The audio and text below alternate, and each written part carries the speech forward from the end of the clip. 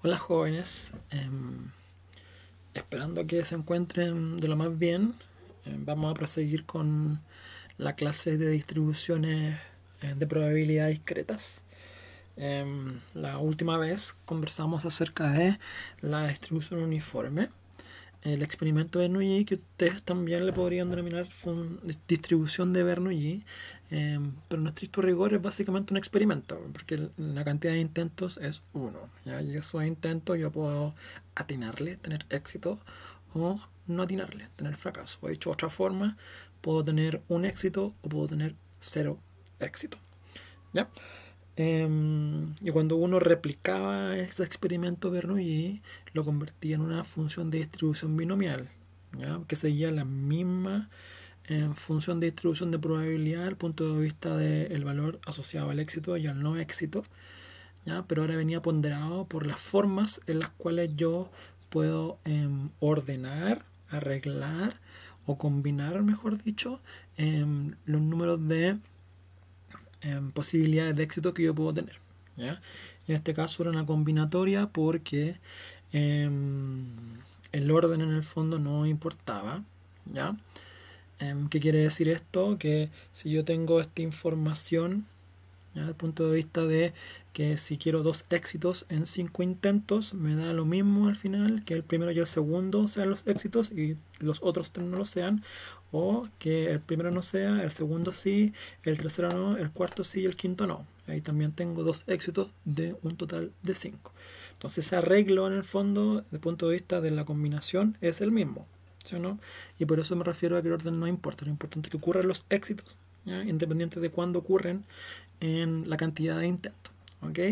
Y no hay reemplazo porque básicamente un experimento es independiente de otro cada vez que se realiza de nuevo. Es como devolver la bolita una vez que la sacó desde la urna. ¿Ya? El nuevo resultado no se ve influenciado por el anterior. Y piénsenlo en una moneda o en un dado, que es lo más sencillo al final. O sea, la posibilidad de sacar un número par, ¿ya? No va a cambiar al final si es que yo lanzo el dado de nuevo. Va a seguir siendo la misma. ¿Sí? Y entendiendo eso, en el fondo llegamos a esta última diapositiva, que básicamente nos hablaba acerca de el uso de tablas. Cuando se dice uso de tablas es un término súper anticuado porque al final hoy día estamos llenos de software por todas partes en el fondo y de lenguajes de programación y de interfase gráfica y toda esa clase de cosas, y ya las tablas pasan a ser un poquito más obsoletas, pero desde el punto de vista de este curso en el fondo vamos a trabajar un poquito la antigua, ¿ya? Y vamos a hacer lo que el computador hace por detrás, para que ustedes entiendan la mecánica y después no se queden solamente con un resultado que aparece porque sí, ¿ya? Vamos a entender esa magia que hay detrás desde el punto de vista de cómo esto nos ayuda a poder llegar al resultado para poder después comprenderlo, ¿sí? Entonces lo importante acá es que ustedes tengan en consideración, por ejemplo, eh, aspectos del tipo complementario, ¿ya? Este problema es un poco largo al final, pero lo que quiere darle a conocer en la última parte, por ejemplo, el ejemplo que dice ejemplo 3, el de abajo, eh, le habla acerca de la posibilidad de que cualquier persona le desagrade el sabor de una nueva pasta dentrífica es de 0.20. ¿Cuál es la posibilidad de que les desagrade a 5 de 18 personas seleccionadas de forma aleatoria? ¿Ya? Entonces, ustedes lo que quieren hacer es la integración en el fondo desde 5 hasta 18. Si ustedes lo ven desde el punto de vista gráfico, por ejemplo, voy a hacer una figurita no a escala, ¿ya? Pero ustedes lo que tienen acá es que tienen 5 y aquí tienen 18, ¿ya?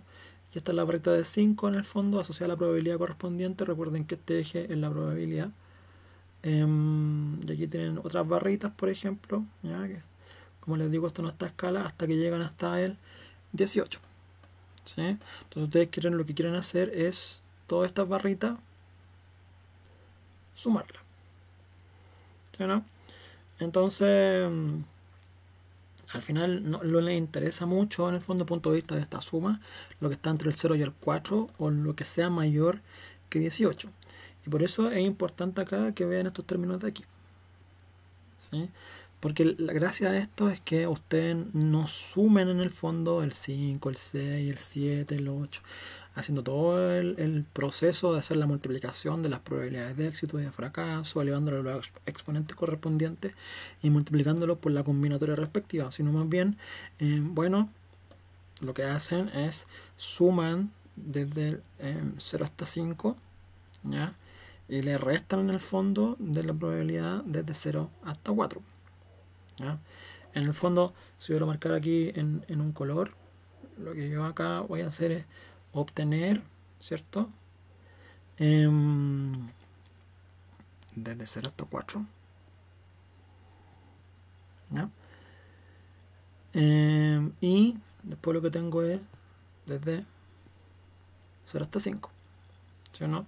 En lo que yo estoy calculando es, básicamente lo voy a pintar verde en el fondo, el área que no satura completamente, ¿ya?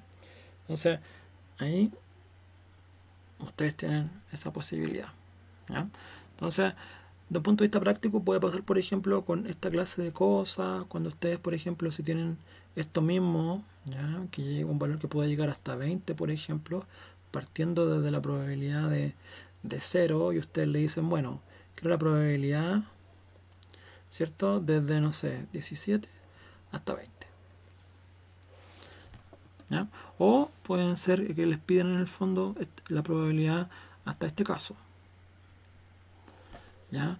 Y ustedes no van a hacer la suma en el fondo desde 0, 1, 2, 3, 4, sino lo que podrían obtener acá es que la probabilidad asociada a x menor que 17 y menor que 20 a su vez, ¿sí? O sea, en el fondo este sector achurado, que voy a marcar acá con una mallita, ¿ya? Bueno, corresponde a 1, que el entero en el fondo asociado a la probabilidad respectiva, ¿sí? Entonces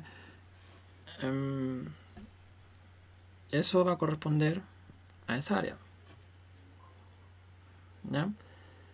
Que x sea mayor que 17 y menor que 20, porque la probabilidad de 17, de x igual a 17, más punto, la probabilidad de que x sea igual a 20. Ya voy contando hacia el lado.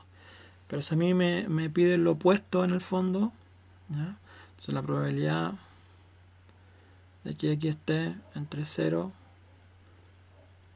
y 16, por ejemplo, ¿sí? Es 1 menos la probabilidad de que x sea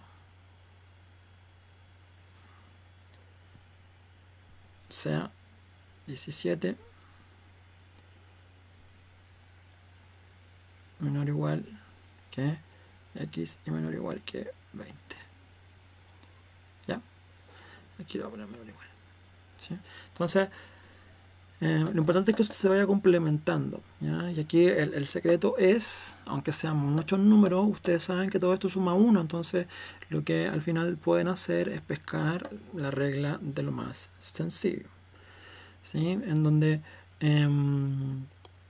uno coloca la suma de las probabilidades que son menores en cantidad, ¿cierto? Porque tomo 4 números, 17, 18, 19, 20, en vez de los 17 que van desde el 0 al 16, ¿ya? Y ese resultado se lo restó el complemento que es 1, ¿sí? Y ahí obtienen en el fondo la probabilidad que le están pidiendo, ¿ok? Ese es un poco el corolario asociado a esta parte de esta diapositiva. Entonces, teniendo más bien claro lo que es la función binomial, recuerden que hay varias partes dentro de esa función de distribución de probabilidad. En el fondo hay una probabilidad de éxito y una probabilidad de no éxito, que es el complemento.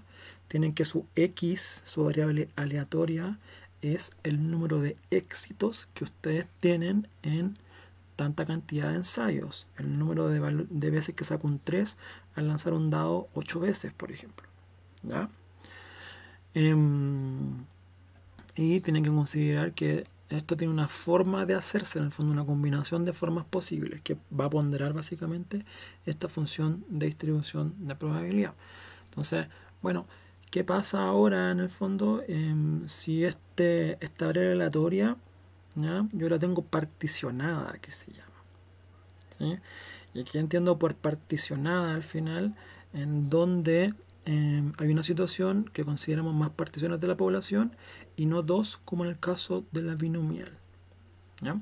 Entonces, acá la población en el fondo, si yo vuelvo al ejemplo del dado con el 3, tengo una población en el fondo que son los valores 3 y otra que está asociada a los valores que no son 3, ¿sí o no? Acá al final lo que puedo hacer es que puedo establecer más particiones, ¿ya? Asociadas al tema. Entonces lo que puedo hacer yo son los números que están entre 1 y 2, los números que están entre 3 y 4, los números que están entre 5 y 6. ¿Sí? Y ahí no tengo solamente dos posibilidades, sino que tengo varias particiones. En general es muy común ver esto en temas de genética, ¿ya? Donde las descendencias, las progenies en el fondo pueden seguir ciertos caracteres morfológicos o de fenotipo al final que se expresan en proporciones que son distintas de 2. ¿Ya? En el fondo pueden haber progenies en el fondo que son de color azul las florcitas, de color rojo, de color naranja, por así decirlo, o más colores en el fondo, particionando aún más los resultados. Y cada uno de esos resultados a su vez puede tener un número específico. Pueden ser 3 flores azules, 4 rojas y 7 verdes en el fondo, no necesariamente tienen que ser iguales. ¿Ya? Entonces tenemos K particiones asociadas a X1, X2, X3. ¿Ya? Tengo 3 particiones desde el punto de vista de las flores y cada X representa un color, ¿sí o no? Y cada una de ellas con una probabilidad asociada a P1, P2 hasta PK.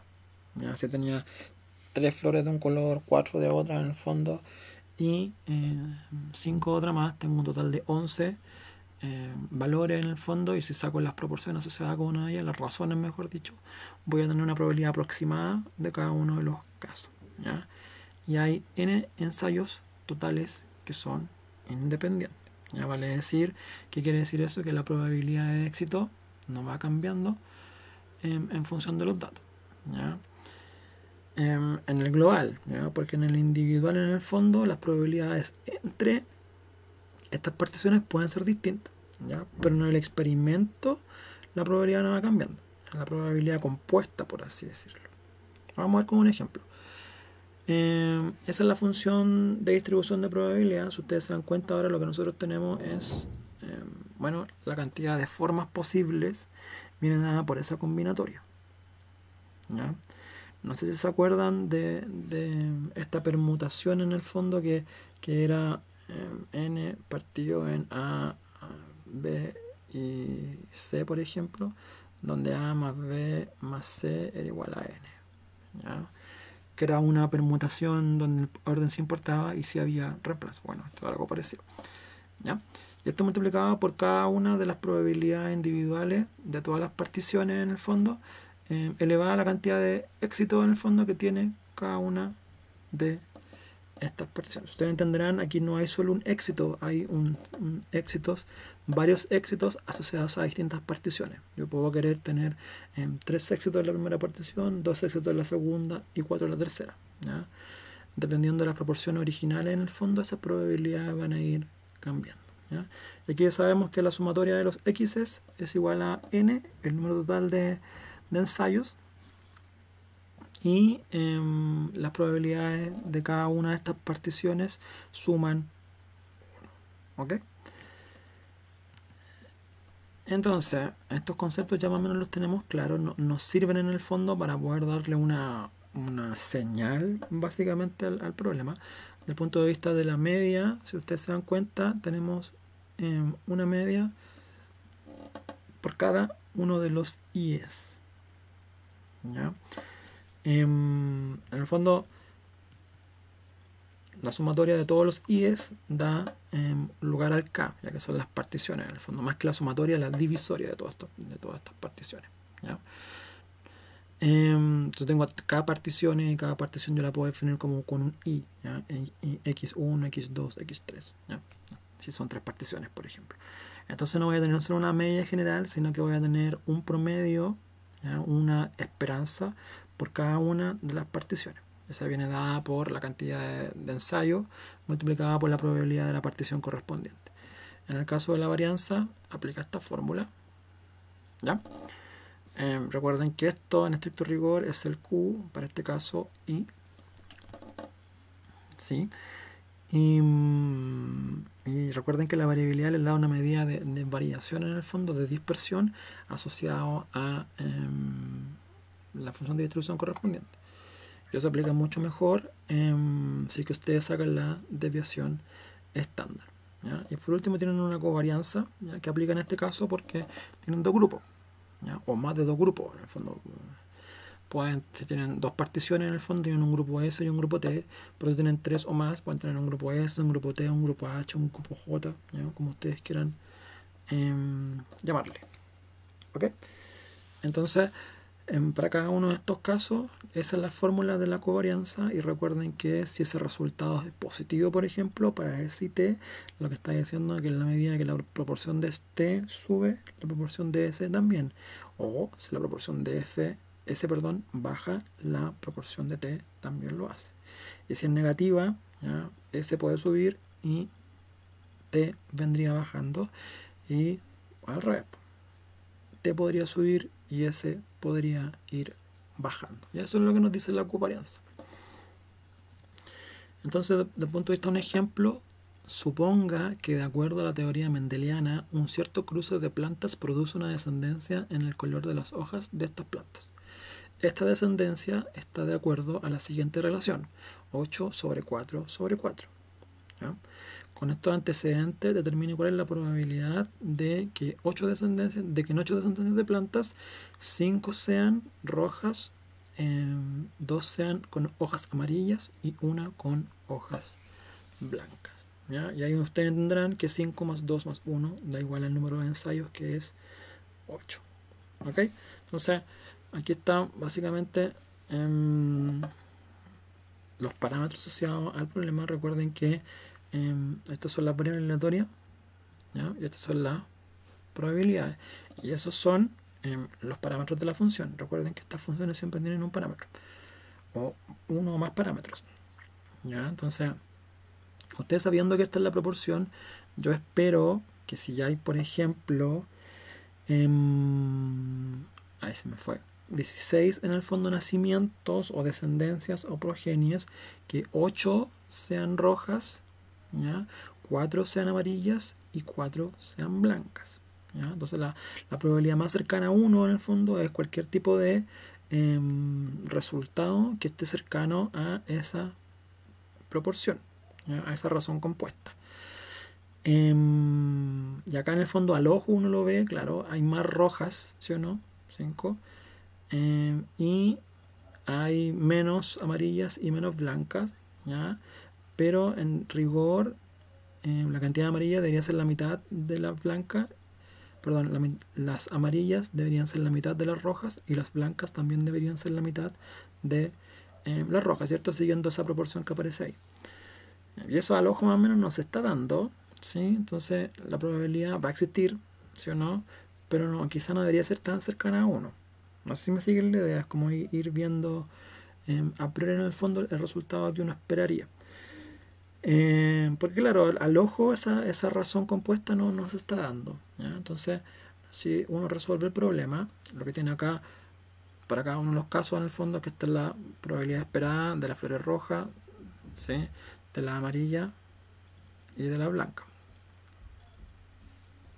¿sí o no? Aquí tienen en el fondo el promedio de cada uno de los casos, porque uno espera, según estas ecuaciones que les mencionaba un rato, en promedio obtener siempre 4 flores de color rojo, 2 de color amarillo y 2 de color blanco, con esa dispersión asociada a la varianza y con esa división estándar por consiguiente, ¿ya? Ustedes saben aquí que la suma de esto es igual a 8, que como aparece arriba es igual al n correspondiente, ¿ve? Entonces van a sacar al final la probabilidad respectiva, ¿sí? Evaluando la función para estos valores de x, de p y de n. entonces sacan al final esta combinatoria compuesta, ¿ya? Que se traduce en eso que está ahí, ¿sí? Y cada uno de estos casos, pues entonces tienen la primera probabilidad asociada a los éxitos que uno obtuvo en este experimento en particular para las flores rojas, los éxitos obtenidos en particular para las flores amarillas y los éxitos en particular para las flores blancas. ¿Ya? El uno no se pone en las ecuaciones básicamente. ¿Ok? Todo en función de eso le da una probabilidad de 21 dividido en 256, que en rigor, si uno lo expresa en porcentaje, denme un segundo para verlo en mi calculadora, es más o menos 8,2%. ¿Ya? Entonces, ahora yo sé que va a ser un valor bajo al final porque la proporción original no se está como más bien respetando, entonces hace un poquito de sentido. ¿Ok? Entonces, hay uno como que tiene la génesis del problema y lo evalúa en función de los resultados respectivos. ¿Ya? Denle un segundo y decántenlo.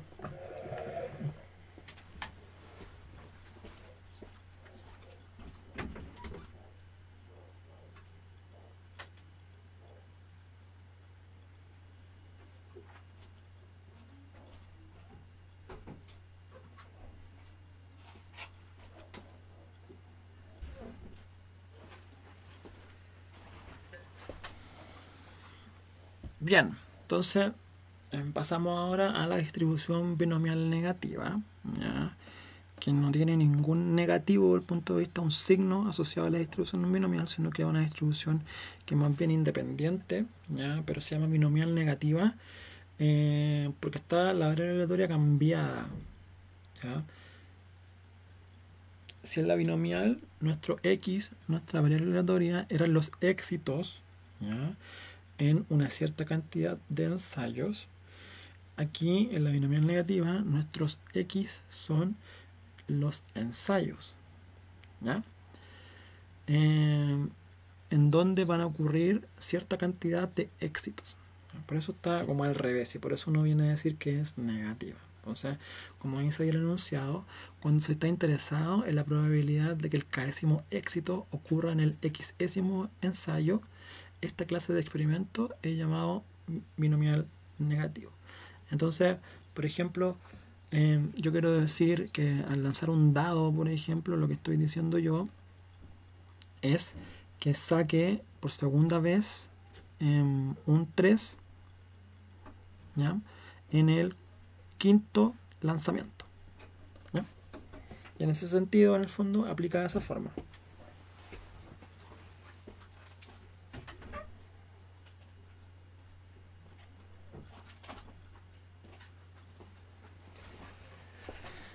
Entonces, a diferencia de que en la distribución binomial se quería determinar la probabilidad de que ocurran x éxitos en n ensayos, en este caso se desea determinar la probabilidad de que ocurran n ensayos en x éxitos. Luego la variable aleatoria es el número de ensayos o experimentos en el fondo donde yo estoy obteniendo estos k éxitos. ¿Ok? Y esa es toda la lógica asociada a esta función de distribución de probabilidad. Entonces, repito, acá nuestra x no son los éxitos, sino son los ensayos necesarios para obtener k éxitos. ¿Ya? ¿Cuántas veces, por ejemplo, yo tengo que ir al doctor para que el doctor me atienda? ¿Ya? Es un ejemplo muy malo, pero básicamente en el fondo, ¿cuántas veces yo tengo que hacer algo en el fondo, tener éxito en algo, asociado a una cierta cantidad de ensayo? ¿Sí? Entonces, ¿qué otro ejemplo se me podría ocurrir? ¿Cuál es la probabilidad en el fondo de que yo haga un gol jugando, de que mi segundo gol jugando fútbol en el fondo ocurra después de haber disparado al arco 4 veces? ¿Se entiende? Así un poco aplica el concepto. Entonces, desde el punto de vista de la ecuación, viene dada por esa definición que aparece acá. Entonces, ustedes saben acá que nuestra x ahora son los ensayos, ¿ya? Y nuestra K viene dada por los éxitos correspondientes. Entonces, tiene sentido que el X vaya en la parte de arriba y K vaya en la parte de abajo, ¿no? ¿Por qué hace sentido eso? Porque la cantidad de ensayos siempre va a ser mayor o igual a la cantidad de éxito, ¿ya? Yo no puedo hacer 5 goles y disparar al arco 4 veces, ¿sí o no? ¿Ya? Entonces, ahí aplica el sentido de esta lógica al final. Y dada esa premisa, por eso en el Q, el K está restando al X, ¿sí o no? Porque el X siempre va a ser mayor o igual que K, ¿ya? La gracia acá del EX-1 y el K-1 en el fondo tiene que ver con las permutaciones circulares, ¿ya? Que eso es un tema en el fondo que estamos saltándonos un poco en el fondo, pero aplica al muestreo sin reemplazo. En otro aspecto, en el fondo, el valor de X puede valer K, K más 1, K más 2, K más 3, ¿cierto? Hasta llegar al valor en el fondo asociado al total de ensayos correspondientes. Ya la notación, si en el caso de la binomial era solo una B, en el caso de la binomial negativa es una B asterisco. Ahí depende de dos parámetros, el parámetro K y el parámetro P. O sea, la cantidad de ensayos, o sea, la cantidad de éxitos en el fondo y la probabilidad asociada a ese éxito. Entonces, esto representa la probabilidad de que la variable aleatoria X, número de intentos o de ensayos, de que en esos X ocurra el késimo éxito, ¿ya? Y estos éxitos pueden ser discontinuos, por ejemplo. Si yo quiero denotemos en el fondo el ejemplo de hacer un gol y disparar al arco, ¿ya? Si yo quiero que mi X, ¿ya?, que es el ensayo, ocurra en el cuarto ensayo, en el cuarto chute, pongámosle, ¿ya?, y mis K en el fondo sea que yo haga 2 goles, ¿ya? Entonces, por ejemplo, esto tendría que ser de esta forma. Pues yo podría hacer, yo sé que en el último ensayo, en el 4, asumiendo que en el ensayo correspondiente vamos a decir que 1 es hacer el gol y 0 es no hacer el gol. Entonces, yo sé que en mi último chute al arco tengo que hacer un gol, ¿sí o no? ¿Ya? Pero puede ser que en el primer chute haya hecho un gol y en los dos del centro, en el fondo, no hice ninguno, ¿ya? También puede pasar, por ejemplo, de que no haga ningún gol y haga en los dos últimos chutes un gol, ¿sí o no? Acá, por ejemplo, lo que puedo tener es que podría no hacer un gol, podría hacer un gol, podría no hacer un gol y podría hacer un gol, ¿ya? Esas son las opciones, ¿se entiende? Porque la otra opción sería, por ejemplo, que yo haga un gol, que yo haga un gol y que yo no haga un gol y no haga un gol. Pero aquí tenemos un problema, porque ya para obtener en el fondo los 2 goles no tuve que hacer 4 ensayos, tuve que hacer 2 nomás. ¿Se entiende? Entonces en este caso eso no está resultando, ¿ya? En que otro caso, por ejemplo, podría no hacer un gol, hacer un gol, hacer un gol, perdón, hacer un gol, no hacer un gol, hacer un gol y después no hacerlo. Y aquí en el fondo esta X es de que está malo, no que es la variable aleatoria, ¿ya? Y aquí esto tampoco resulta, ¿sí o no? X, ¿ya? Está malo. ¿Por qué? Porque lo que estoy haciendo yo aquí es obtenerlo en el fondo en el tercer ensayo, el éxito que yo estoy tratando de entender, porque es que ahora el segundo gol ocurrió en el tercer ensayo, pues no en el cuarto como yo espero. Entonces, todo esto, estas cosas que no pueden ocurrir, ¿ya?, dada la génesis del problema, vienen compensadas por estos unos que aparecen acá, ¿ya? Entonces, no sé si hay otra forma en que sí se cumple lo que yo estoy diciendo. Creo que esas son las 3 formas en el fondo en que sucede, ¿ya? A ver, pensémoslo un segundo. En el fondo debo ordenar, arreglar en el fondo las 3 posibilidades que tengo al principio, ¿ya? Y las tengo todas en el fondo, así que no hay otra forma, ¿ya? Entonces, en ese caso, al final, lo que uno tendría, en el fondo sería que podría organizar esta información básicamente en esa cantidad de resultados. ¿Ya? Bien, pues, entonces lo que sucede aquí es que tenemos en el fondo una media y una varianza asociada para esta función de distribución, en donde en este caso tenemos k partido en p para el caso de la esperanza y k por q partido en p cuadrado para el caso de la varianza, ¿sí? Siendo k al final la cantidad de éxitos, ¿sí? Y p la probabilidad de éxito correspondiente. ¿Ya? Entonces, esta variable aleatoria binomial negativa están basadas en un experimento que satisface las siguientes condiciones. Consta de una secuencia de intentos independientes. Cada intento de experimento puede resultar en un éxito o en un fracaso. La probabilidad de éxito es constante de un intento a otro, así que la probabilidad de éxito en el intento I, donde I puede valer de 1, 2, 3 hasta el valor que yo quiera. Si el intento exitoso resulta en el primer ensayo, se define una distribución de probabilidad en particular. ¿Ya? El experimento continúa, los intentos se repiten hasta un total de k éxitos se hayan observado, donde k es un número positivo entero especificado. ¿Ya? Esta parte la vamos a ver un poquito más adelante, que es la distribución geométrica. ¿Ya?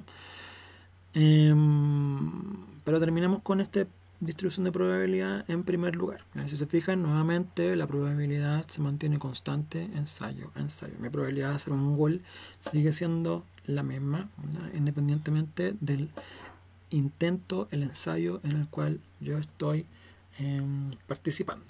¿Ok?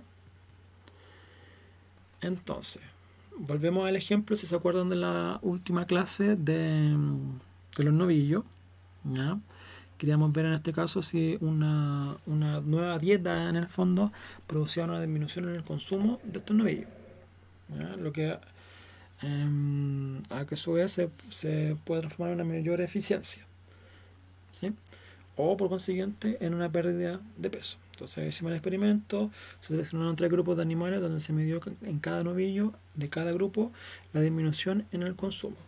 Se sabe que la dieta produce una disminución en el consumo de aproximadamente 10% en cada animal.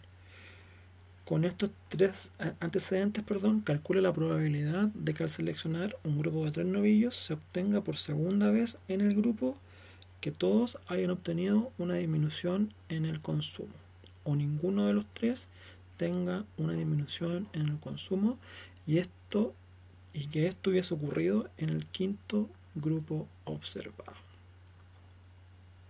¿Ya? Entonces, parece un poco chino, pero no es tan así. Entonces, fíjense en la génesis del problema.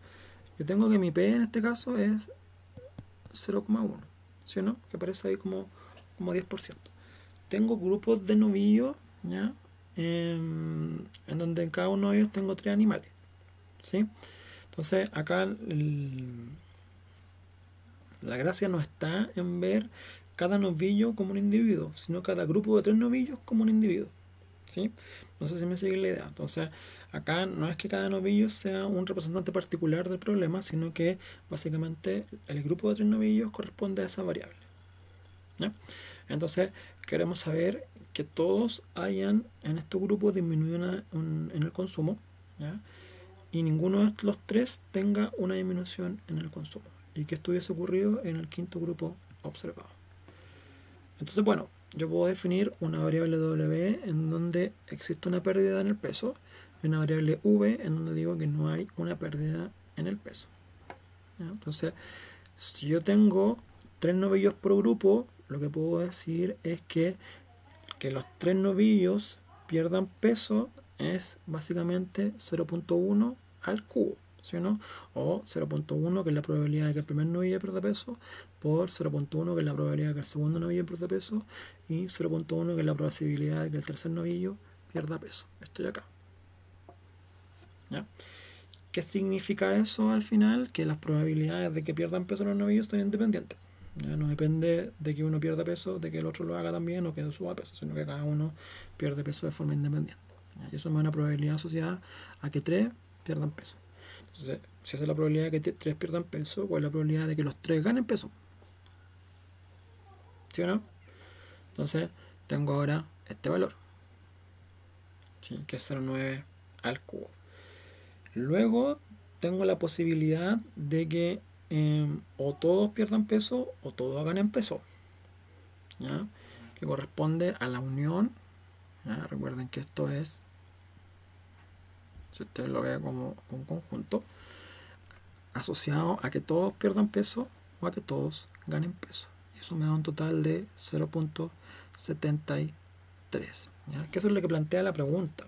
¿Se entiende? Entonces le dice, todos hayan obtenido una disminución en el consumo o ninguno tenga una disminución en el consumo. Todos disminuyan el consumo o ninguno disminuya el consumo. ¿Se entiende? Entonces, esa es la unión de esas dos probabilidades. Porque como los grupos son de 3 y en el fondo mi variable ahora viene dada por el grupo y no por el individuo particular, la probabilidad en el fondo de éxito correspondiente es una probabilidad compuesta por el desarrollo de esta pregunta. Y por eso el P es 0,73. ¿Ya? Mi K es 2. ¿Ya? ¿Por qué? Porque de estos grupos quiero que 2 en el fondo pase lo que estoy diciendo, o que todos dejen de consumir, o que todos pierdan peso en el fondo, o que ninguno pierda peso, ¿ya? De un total de 5 ensayos, ¿ya? Siendo los grupos los ensayos en el fondo.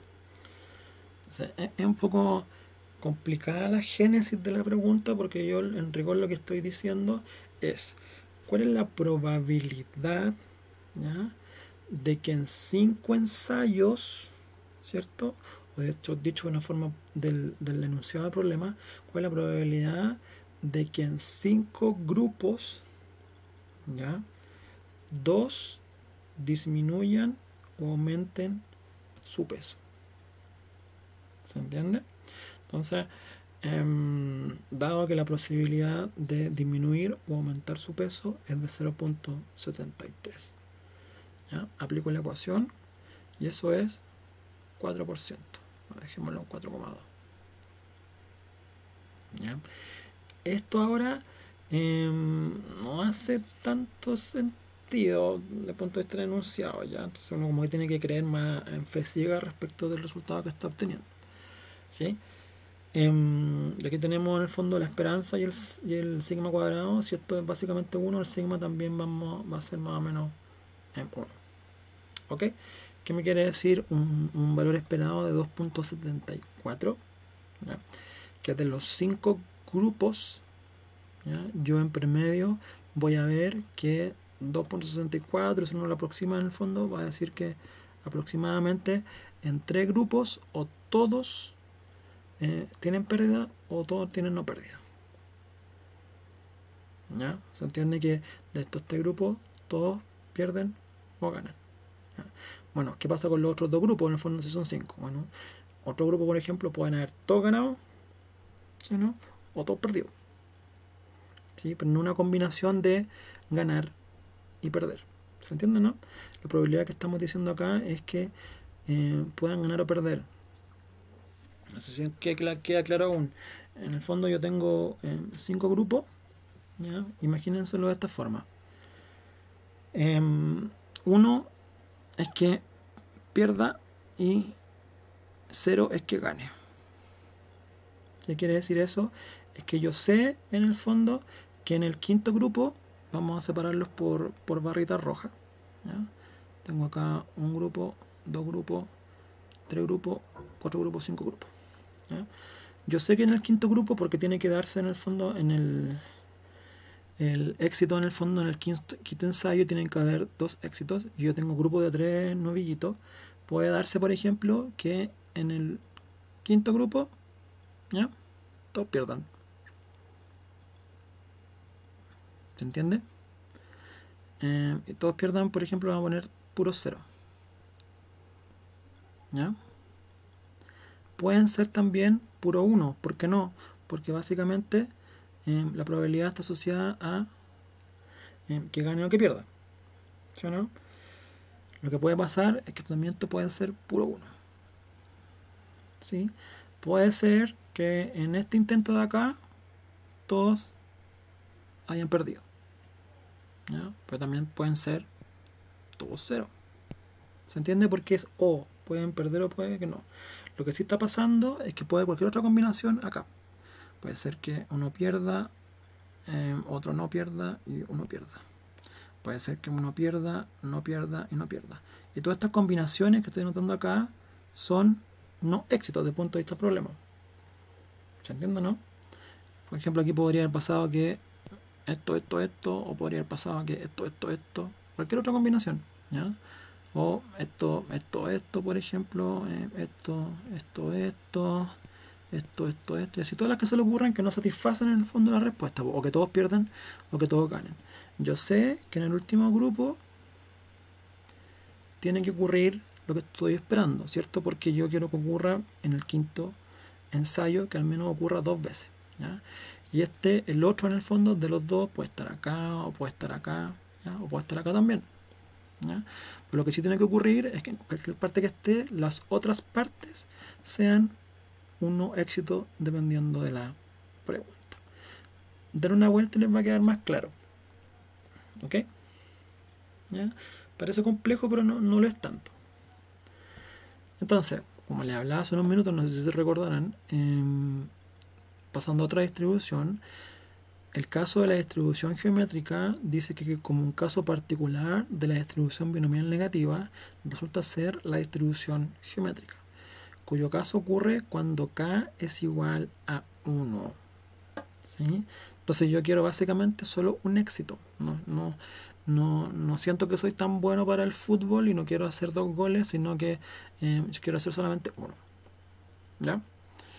De los cuales se desprende que la probabilidad requerida resultan ser el número de ensayos para el primer éxito. Entonces, ¿cuántas veces yo tengo que chutear para hacer un gol? ¿Ya? Si soy muy bueno, probablemente lo hagan pocos chutes. Si soy muy malo, como lo es, ¿ya? Probablemente tenga que disparar muchas veces al arco. ¿Ok?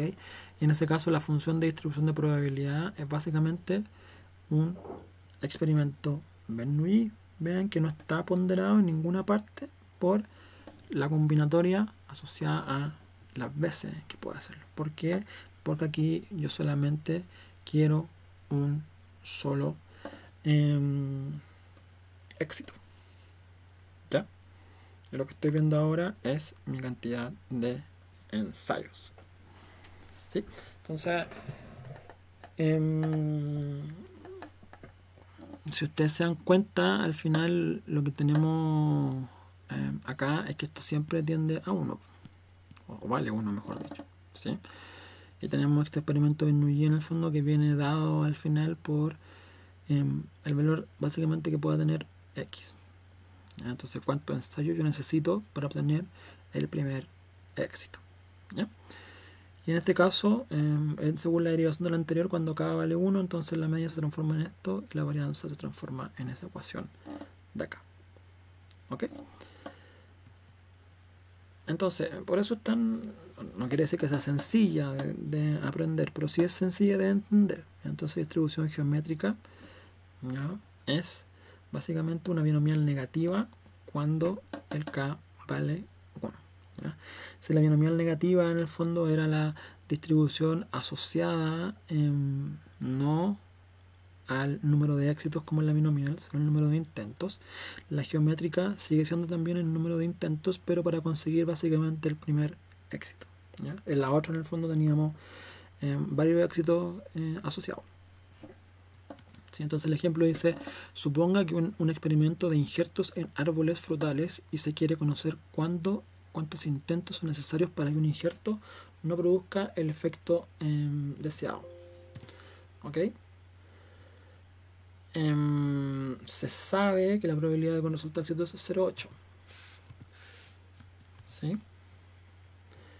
Y se desea calcular la probabilidad de que sean necesarios 8 injertos para obtener un resultado negativo. Ya, la pregunta acá es un poco capciosa porque al final lo que están diciendo ustedes es que el éxito es un resultado negativo. Ya, por eso es capciosa en el fondo, porque estoy teniendo éxito cuando me sale un resultado que es negativo, ya que es como contraintuitivo, pero así es como está planteada la pregunta. Entonces la variable aleatoria puede ser x igual a 1, 2, 3, 4, porque puedo tener tantos intentos como yo quiera. Entonces si yo soy, si te fue el ejemplo del fútbol, si yo soy muy malo en el fondo, mi x probablemente te va a valer 8, ¿ya? O 10, disparar veces al arco. ¿Ya? Entonces en el caso del injerto a lo mejor yo puedo necesitar 6 intentos, ¿ya? Para que aparezca el primer injerto con el efecto con resultado negativo, ¿ya? Entonces fíjense acá que también está al revés desde el punto de vista de que me piden por resultado negativo y la probabilidad que me entregan es de un resultado positivo o exitoso, ¿ya? Hay que tener presente eso. Entonces la solución por eso viene dada por este 0,2, ¿sí? Ese 0,2 es básicamente el complemento del 0,8 que aparece en el enunciado, ¿sí? Bueno, ese 0,8 corresponde a ese valor de ahí, ¿ya? Entonces, dicho sea de paso, al final lo que ustedes están calculando es la probabilidad asociada al primer éxito dada una cierta cantidad de intentos, ¿sí? Entonces, si yo hago injertos, 8 injertos en el fondo, tengo una posibilidad nuevamente del 4,2%, ¿sí? De que el primer éxito, el primer resultado negativo, ocurra en el octavo injerto, ¿ya? ¿Qué les dice eso? A lo mejor que es más probable que ocurra en un valor inferior, por ejemplo en el tercer injerto, ¿ya? Pero eso hay que construir la función de distribución de probabilidad correspondiente, ¿ok? Y aquí tienen en el fondo mu5. ¿Qué les quiere decir eso? Que probablemente el valor más probable sea mu5 desde el punto de vista de esta distribución, ¿sí? Entonces, ojo que no quiere decir que la probabilidad sea máxima en 5. Es posible. ¿Ya? Por ejemplo, ustedes pueden traer esto. Ahí. Ya, y ahí, por ejemplo, tienen el 5 y acá tienen el 8. ¿Sí? Porque es el promedio de la distribución, ¿ya? Pero ojo que el promedio, como yo les decía hace varias clases atrás, se ve influenciado por la simetría, entonces esto debería ser una distribución más bien parejita en ambas colas para que efectivamente ese sea el valor de máxima probabilidad. Si no lo es, ¿ya? No va a ser el de máxima probabilidad, pero sí va a ser el valor esperado, ¿ya? Que son conceptos que son un poquito distintos, hay que tenerlos bien presentes, ¿sí? Y como la media es muy parecida a la desviación, ya este es un problema que es súper heterogéneo, ¿no? ¿Qué me está diciendo eso al final? Que a lo mejor todas las probabilidades son más bien parecidas, ¿ya? No sé si lo ven, como que todas las posibilidades son más bien parecidas porque la media es muy parecida a la desviación estándar, ¿ya? En ese aspecto, vuelvo a repetir, en esta posibilidad en el fondo yo estoy calculando la probabilidad asociada a la ocurrencia del primer éxito dado X ensayos, ¿ya? Siendo X en el fondo nuevamente, al igual que la distribución binomial negativa, el número de ensayos, ¿ya? Distribución hipergeométrica, que así como la binomial negativa no tenía mucho que ver desde el punto de vista de lo que se podría derivar del nombre con la binomial, la hipergeométrica es lo mismo respecto a la geométrica, no tiene mucho que ver. Entonces, ojo que la mnemotecnia acá no va a poder aprenderse los nombres, lamentablemente, si ustedes se lo quieren aprender de memoria, ¿sí? Vamos por saberse bien qué representa cada una de ellas, ¿ya? La mnemotecnia binomial negativa es un poquito más fácil porque uno dice al final que cambia la variable. Aquí no es el X la cantidad de éxitos, sino el X es la cantidad de ensayos. En la geométrica, en el fondo, es la binomial negativa cuando el K, ¿sí? El éxito es igual a 1. Y en la hipergeométrica, ¿sí? Lo que cambia es que todo lo que hemos estado hablando anteriormente, que las probabilidades se mantienen constantes. ¿Ya? Por ejemplo, lanzar un dado una vez no impide en el fondo o no incide en el resultado de lanzarlo en el segundo intento.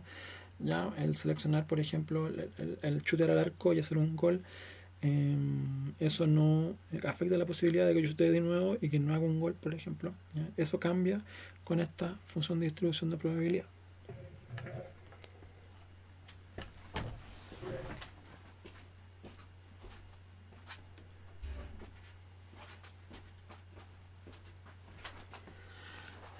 ¿Qué es lo que está pasando aquí? Es que básicamente en este caso se representa aquellas situaciones donde no podemos asumir que los experimentos son independientes y por lo tanto su probabilidad no es constante de ensayo a ensayo.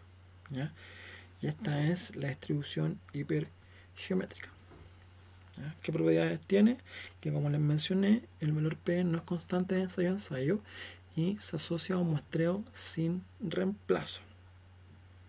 ¿Ya? Entonces, aquí, antes los experimentos anteriores, si ustedes lo sumían como una cajita con bolas de colores, uno sacaba una bolita y después la devolvía a la urna. En este caso, no la devuelve. Se seleccionan n ítems de n ítems mayúsculas totales. ¿Ya?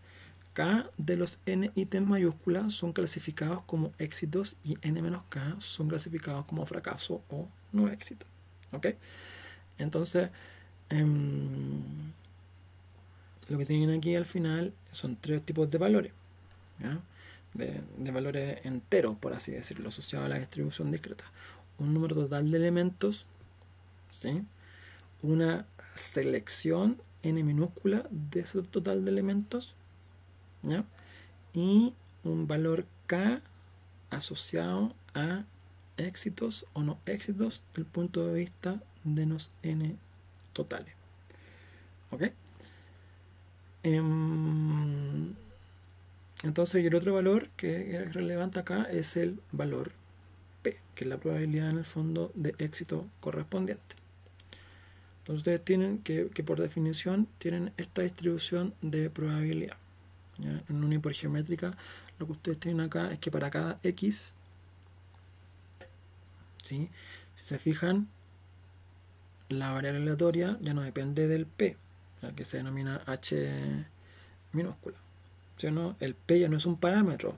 ¿Por qué? Porque el P va a cambiar, ¿sí? De ensayo a ensayo. Entonces los parámetros simplemente son el n mayúscula, el n minúscula y el valor k. ¿Ya? Y el valor x puede valer desde 0 hasta el que yo quiera, n mayúscula, siempre que sean enteros. ¿Ya? Porque recuerden que son distribuciones discretas. Y la media de la varianza, bueno, la media es n minúscula por k partido en n mayúscula, y la varianza es todo aquí, este chorizo, como se dice, que aparece en esta parte. ¿Ya? Entonces,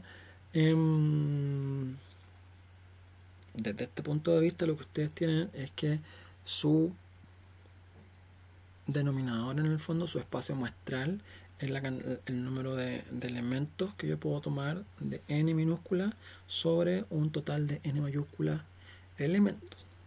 ¿Ya? Y el valor del numerador al final viene dado por la combinatoria asociada a la cantidad de éxitos que yo puedo tener sobre un total asociado en el fondo a la variable aleatoria y multiplicado en el fondo por la diferencia asociada a los fracasos. ¿Sí o no? Recuerden que n-k está asociada a los fracasos correspondientes. ¿Sí? Y desde ese punto de vista, esto también está asociado a la cantidad de no éxitos desde el punto de vista de la muestra pequeñita que yo estoy tomando. ¿Sí? Entonces, desde este punto de vista se puede hacer una extensión, al igual que la distribución binomial en el fondo, porque yo sé que acá tengo grupos. ¿Sí? ¿No? Podría decir que tengo en el fondo grupos asociados a los X y por consiguiente a los K. ¿Ya? Entonces, al igual que la distribución multinomial, cuando la población se particiona en más de dos partes y la probabilidad no permanece constante en cada una de las particiones, hay muestreos en reemplazo también. Entonces tenemos que los n ítems pueden ser divididos en k celdas. ¿Sí? de A1, A2 hasta A sub K, ¿ya? Desde los cuales se seleccionan X1, X2, X, K elementos, ¿sí? Que la diferencia en el fondo de la distribución al final multinomial es que en el caso de la multinomial la probabilidad sí se mantenía constante en el tiempo. Esta proporción en el fondo de florcitos de colores era siempre la misma independientemente del ensayo que nosotros estuviésemos haciendo. En este caso eso no se cumple, ¿ya?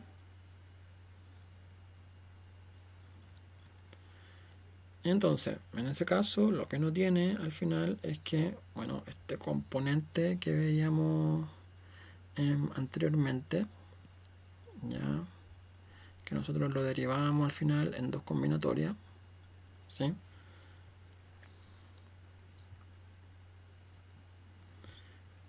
Una en el fondo asociada a el K y el X correspondiente, ¿sí?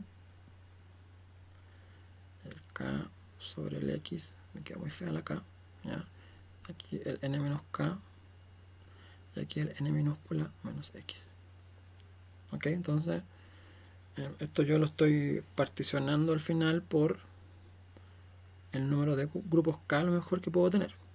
Y en ese sentido queda de la forma en que se ve abajo. ¿Ya? Entonces, si ustedes se fijan en más bien lo mismo, ¿sí? Donde la sumatoria de todos estos x's es igual a n minúscula y la sumatoria de todos estos a's es igual al n mayúscula, ¿ya? Porque estoy particionando estos k's en distintos a's, ¿ya? Mejor dicho, este k en distintos a's. ¿Ok? Un ejemplo, y el ejemplo que se puede deducir de acá, el ejemplo que vimos anteriormente del comité que se podía armar con 3 agrónomos y 5 forestales. Yo quiero un comité de 5 personas. Ojo que acá que estos 2 5 no tienen nada que ver. Pues, ¿ya? El comité tiene que ser de 5 personas y hay 5 forestales porque así lo plantea el problema. ¿Ya? Pueden haber 6 forestales en el fondo, pero yo quiero armar un comité de 5 personas. Entonces encuentro la distribución de probabilidad para el número de agrónomos en el comité. ¿Ya? Tengo mi n mayúscula, que son mis 8 agrónomos. ¿Ya? Tengo mi n minúscula, que es 5, que son las personas que deben integrar el comité. ¿Ya? Tengo mi k, que corresponde a la cantidad de agrónomos, ¿cierto?, asociado a este comité correspondiente. Y tengo mi x, que viene siendo ahora mi variable aleatoria, que es el número de agrónomos. ¿Ya? Esto vale 0, ¿sí?, cuando hay en el fondo 5 forestales en el comité. Si no, vale 1 cuando hay un agrónomo y 4 forestales, y así sucesivamente hasta tener 3 agrónomos, ¿ya? Porque es el máximo número de personas agrónomas que puedan conformar el comité. Eso significa a priori que siempre el grupo va a tener al menos 2 personas forestales, ¿ya? Entonces el resto es aplicar la ecuación, ¿sí?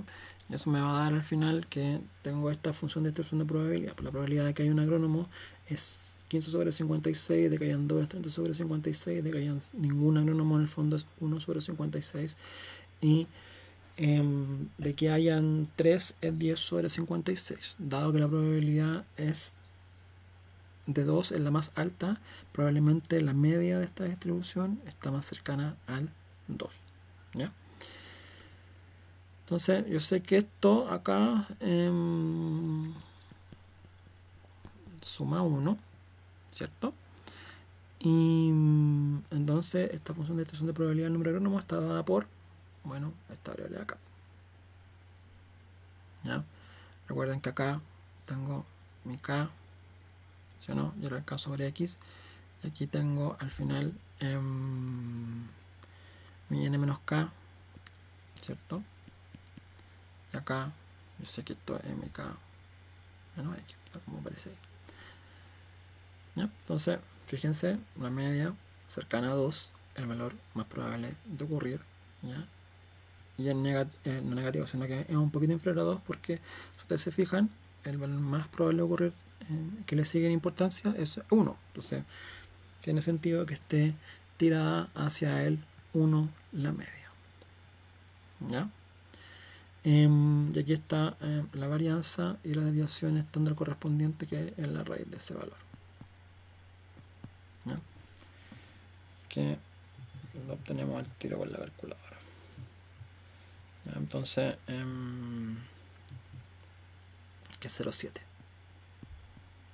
¿Sí?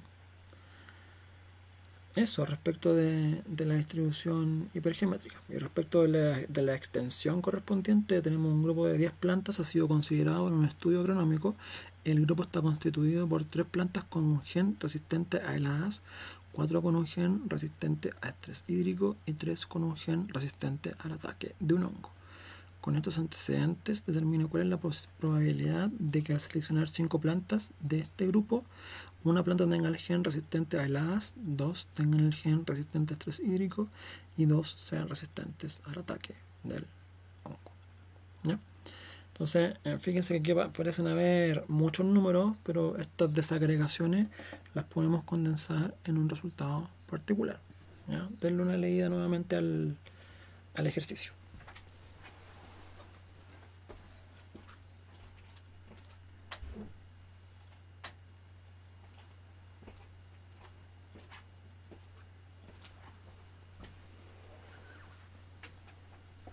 ¿Ya? Entonces, tengo acá que estas 10 plantas, tenemos 3 grupos, un grupo de 3 plantas que resisten el A, un grupo de 4 plantas que resisten el estrés hídrico y otro grupo de 3 plantas con un gen que es resistente a un hongo. ¿Sí? Y ahí tenemos las 10 plantas. ¿Ya? Estos antecedentes, lo que nosotros queremos saber, la probabilidad de que al seleccionar 5 plantas, o sea, la mitad de las 10, ¿ya? Entonces tiene sentido al final de que esta proporción más o menos se mantenga en esos rangos. Una planta tenga resistente a la A, 2 tengan resistencia al estrés hídrico y 2 sean resistentes al ataque de un hongo. ¿Ya? Entonces, lo que ustedes tienen acá es, recuerden, una combinatoria, ¿cierto?, del n mayúscula, que es 10, sobre el n minúscula, que es 5. De hecho está arriba en la respuesta del enunciado. ¿Sí? Aquí están los valores asociados a este. ¿Ya? Y a los dos correspondientes. ¿Sí o no? Asociado a este y asociado a este.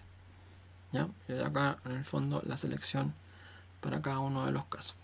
¿Sí? Que va en esa parte en el fondo de la combinatoria correspondiente. ¿Sí o no?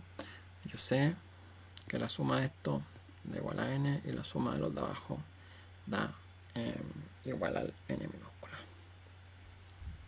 ¿Sí o no? Y tengo que mi k, si yo lo quiero ver como k, es igual a 3, porque estoy haciendo unas 3 particiones, ¿ya? De 3 grupos en el fondo. Sí, yo tengo esa probabilidad correspondiente que equivale a un 2,14%. Vamos a anotarlo acá. 2,14%. Entonces, perdón, 21%. ¿Sí? Me fui con la probabilidad baja, ¿ya? 21,4%.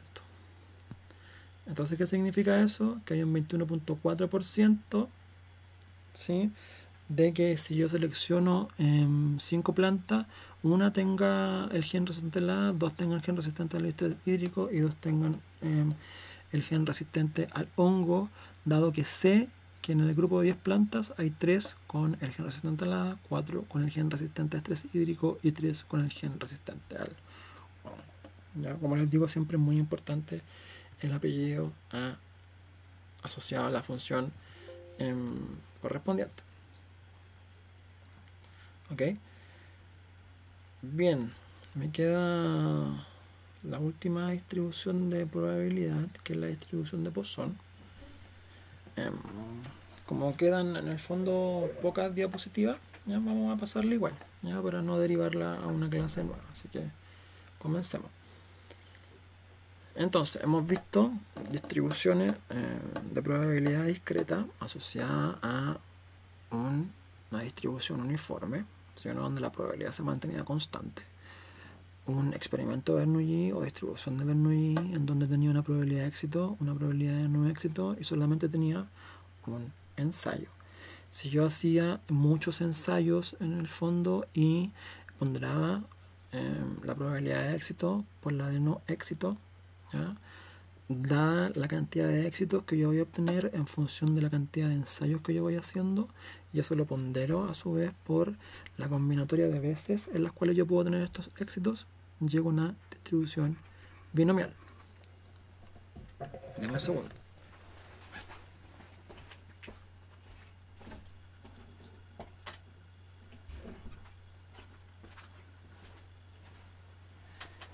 ¿Sí? Entonces, ahí tenía una distribución binomial. En el caso en donde yo ya no tengo mi número de éxitos como variable aleatoria, sino la cantidad de ensayos que necesito para obtener tantos éxitos, llego a la distribución binomial negativa. Ahora, si yo solamente quiero un éxito y no tantos éxitos, siendo mi variable aleatoria la cantidad de ensayos, voy a la distribución geométrica, ¿sí? Y por último, si la probabilidad de éxito en el fondo no se mantiene constante de ensayo a ensayo, yo hablo de distribución hipergeométrica, ¿ya? Y ahí puedo hacer una extensión en donde puedo derivar cada uno de estos valores asociados a un K, ¿sí? Más que derivar, sino desagregar unos valores en distintos grupos, ¿ya? Y eso es bueno recordarlo porque en este caso en el fondo se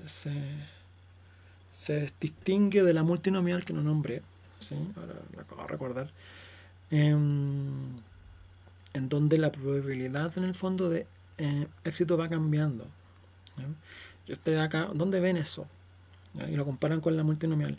Recuerden que la multinomial tenía una proporción, ¿ya? Por ejemplo, si mal no recuerdo, era aquí está, era 8 sobre 4 sobre 4, ¿ya? Y esa proporción es estándar en el tiempo, ¿sí? ¿Por qué? Porque viene dada por experimentos mendelianos, a lo mejor, en donde se hizo mucha experimentación y saben que siempre este carácter se va a dar de esta forma, ¿ya? Pero esto es un grupo aleatorio, ¿sí? No quiere decir que se va a dar siempre de esa forma. Me dio que en ese grupo puntual yo obtuve esta proporción, ¿sí? ¿Lo ven o no? Que en este grupo específico, ¿ya? No es una regla, no es un axioma de la vida como en el caso de las leyes mendelianas, ¿sí? Porque puedo pescar otro grupo de 10 plantas de la misma especie y la proporción puede ser otra. Y esa probabilidad de éxito puede ser distinta ahora.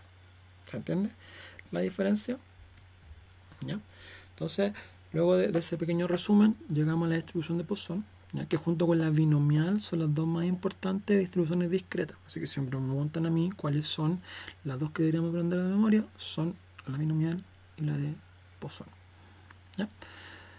Y fijo que van preguntas en las evaluaciones de estas dos distribuciones de probabilidad, ¿okay? Entonces, la distribución de Poisson es de gran utilidad en áreas silvipecuarias, ¿ya? Mide la probabilidad de un evento aleatorio sobre algún intervalo de tiempo o espacio. El famoso ejemplo de la cantidad de pacientes que tiene un doctor en una hora, la cantidad de buses que pasa cada media hora, por ejemplo, en un paradero, ¿ya?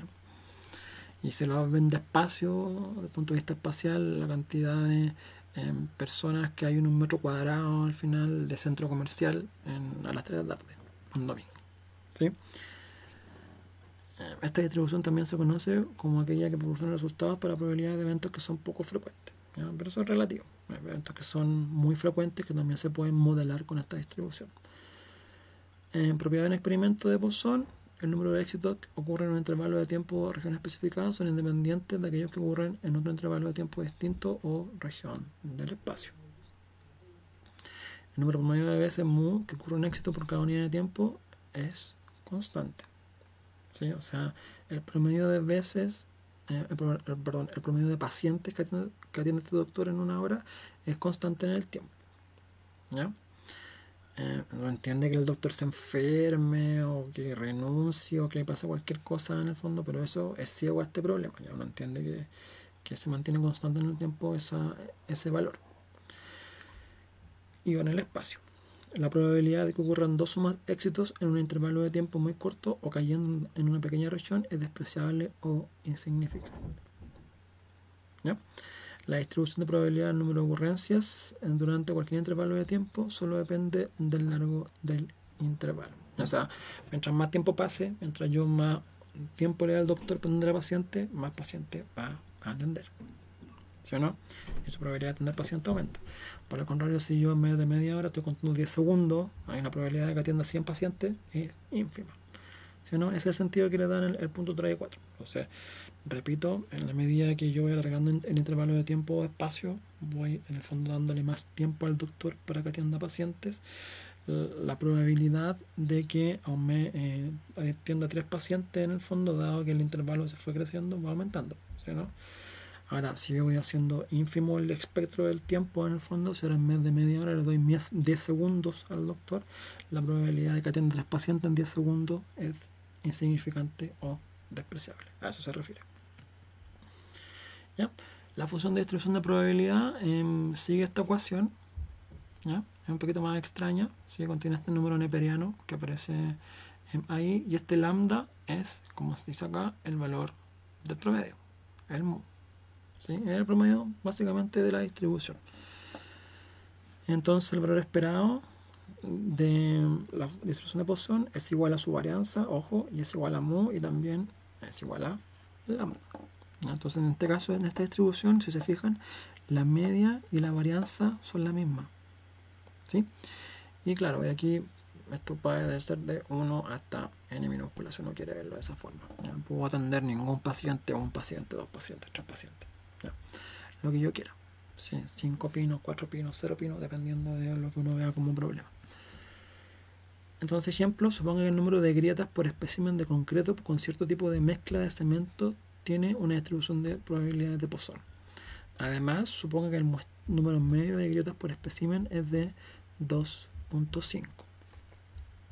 ¿Sí? Entonces, lambda 2,5. Calcule la media de la desviación estándar y el número de grietas por espécimen de concreto. Bueno,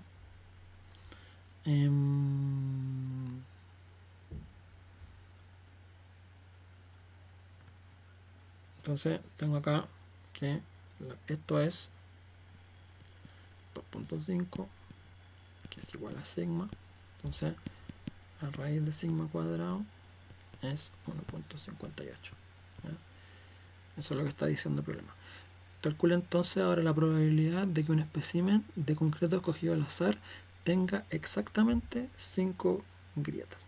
Entonces, básicamente lo que uno está estableciendo acá es que mi x, que en este caso viene marcado como y, es igual a 5. Reemplazo en la ecuación los valores correspondientes, donde este mu que aparece aquí es el lambda respectivo. ¿Ya? Y aplico. Eso me da una probabilidad en el fondo de 0.067 o 6.7%. ¿Ya? La distribución de Poisson, si uno la graficara, sigue más o menos algo así. Tiene una simetría al final que es positiva, ¿sí? Y va disminuyendo en la medida que vamos avanzando. ¿Ya?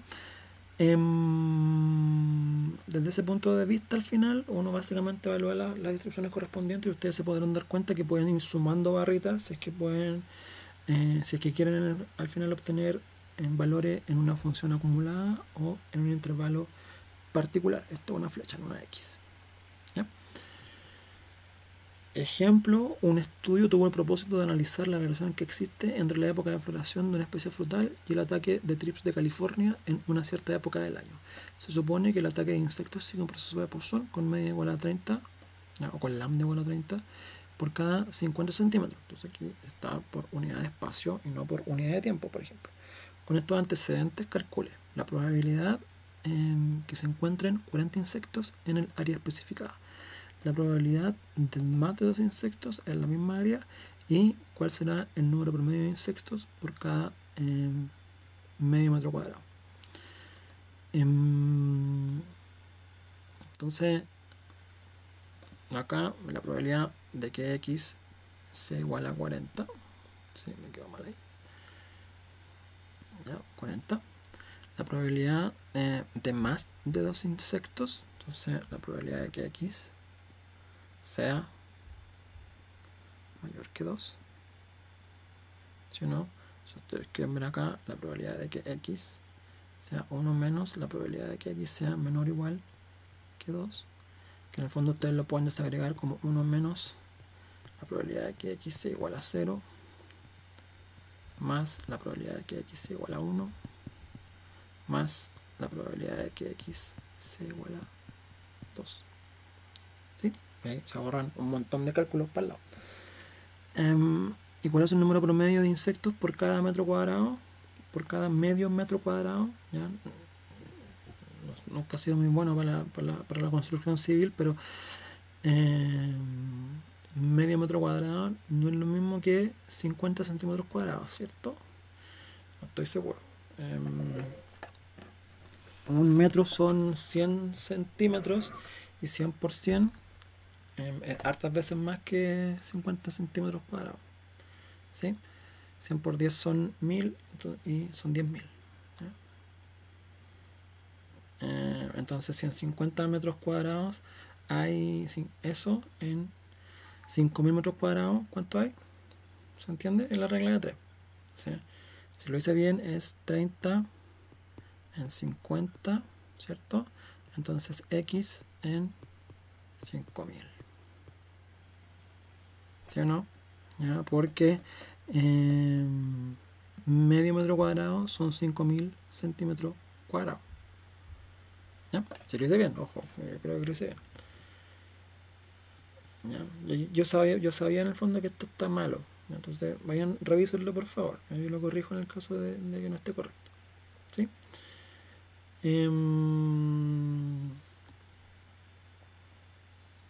¿Ya? Y en este caso también, escucha, voy a revisar todo esto. También error porque falta la probabilidad de que sea igual a 2. ¿Sí o no? Si que estoy diciendo mayor que 2, te voy a considerar la posibilidad de que sea igual a 2. Cambia el enunciado nomás, pero que el resultado está correcto. ¿Ya? Eso es básicamente un valor muy igual a 1, porque estas probabilidades son despreciables. ¿Sí? Y esto es lo que les comentaba hace un rato. Ustedes reemplazan la ecuación y tienen una posibilidad de 1.4%, ¿ya? De tener 40 trips. ¿Sí? Dado que el promedio es 30, así que el valor más probable probablemente esté asociado al 30, ¿ya? O algo cercano al 30. Otro ejemplo, una empresa electrónica observa que el número de componentes que fallan antes de cumplir 100 horas de funcionamiento es una variable aleatoria de Poisson. Si el número de promedio de fallos es 8, la probabilidad de que falle un componente en 25 horas, bueno, yo aquí sé que en 100 horas fallan 8, entonces en 25, ¿cuántos fallan? ¿Se entiende? ¿Ya?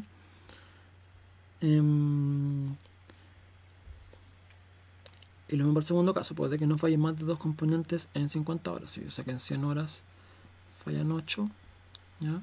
En 50 horas falla aquí también, o sea 4. ¿Ya? Y ese va a ser mi lambda. Aquí mi lambda cambia en función de la pregunta. Entonces acá en vez de x le vamos a poner lambda. ¿Sí? Y la probabilidad de que falle un componente vale decir la p de que x sea igual a 1. ¿Sí, no? Y cuando digo de que fallen no más de 2 componentes en 50 horas, estoy diciendo que quiero la probabilidad de que falle 0 más la probabilidad de que falle 1 más la probabilidad de que x falle 2. Si yo lo escribo en notación de sumatoria, desde 0 hasta 2, ¿ya? Igual 0, partido en la probabilidad de que el x mayúscula sea igual al xy correspondiente. ¿Ya? ¿Sí o no? ¿Incluyo o no incluyo el 2? De que nos fallen no más de 2. ¿Sí? Yo entiendo que son 0, 1 y son 2. ¿Ya? Y ustedes pueden hacer el cálculo correspondiente. Entonces, como último concepto, uno puede hacer una aproximación de la distribución binomial por la distribución de Poisson cuando uno tiene mucho ensayo, mucho intento, muchos datos, si quiero verlo de esa forma. En muchos casos, para hablar de n grande, la distribución de probabilidad de Poisson proporciona buenas aproximaciones correspondientes. En particular, cuando el n por p es igual o mayor que 7, la distribución de Poisson entrega buenos valores para las probabilidades binomiales. En el fondo, las barritas, las curvas que se asocian a las barritas se empiezan a aparecer, ¿ya? No sé cómo explicarlo, pero por ejemplo tienen acá, lo voy a hacer en continuo, ¿ya? Pero ustedes saben que esto es discreto. La probabilidad de Poisson, ¿ya? Vamos a colocar acá Pois, se empieza a aparecer a la curva binomial, ¿cierto? Bien, cuando n es grandote. ¿Ya? Eso está diciendo, ¿sí o no? Y pues se pueden hacer aproximaciones de las dos curvas de distribución. Entonces hay un teorema que dice que sea un x una variable aleatoria binomial con distribución de probabilidad binomial np cuando n tiende a infinito y p tiende a 0 y mu es igual a np permanece constante. Entonces uno puede decir que esta distribución binomial np, ¿sí?, tiende a una distribución de Poisson con mu igual a np. Y ustedes saben que mu es igual a el lambda. ¿Sí? Entonces, ejemplo, en el proceso de manufacturación de vacunas se producen algunas defectuosas. Se sabe que en promedio una de cada 1000 presentan problemas. Fíjense en lo bajo que es esa probabilidad. ¿Cuál es la probabilidad de que en una muestra aleatoria de 8000 de estas vacunas existan menos de 7 con problemas? O sea, hasta 6. Lo que están diciendo acá es que P de que X sea menor o igual que 6. ¿Ya? Que es lo mismo de que P sea X, menor que 7. ¿Sí?